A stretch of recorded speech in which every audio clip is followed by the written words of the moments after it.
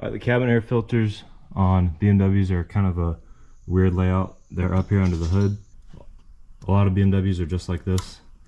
You got 1, 2, and then 3 spring-loaded screws that releases this cover, and that reveals your cabin air filter in here.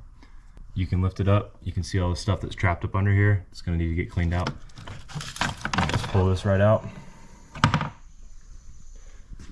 See all this dirt and dust that's trapped in here. Definitely time for a replacement. And the most important part is cleaning all this out. I'm gonna use a combination of a shop vac and compressed air to get all this out. All right, we got it looking a lot better. No more leaves, no more bugs to breathe in. All right, now with the new filter, you're gonna notice it's got these tabs on one side of it. That's the side that's gonna go in. There's not one on this side. So that side goes up and in first. You'll be able to see right in there where that tab has to line up. You can also see a tab here on the side that fits into that little groove. So once that one's fit in, that one's fit in, and here on this side, it's hard to see, but that one's also fit in. Then you know your filter's in place. And then put each of the spring-loaded screws back into place.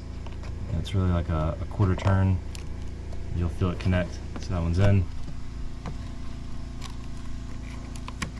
Push it down, quarter turn, that one's also in, and then this one here in the middle, also in, and there you have it, your new cabin air filters installed. These cost $20 to $30 from a parts store. You can get them cheaper than that on Rock Auto, but either way, doing it yourself, you probably just saved yourself $60 to $80.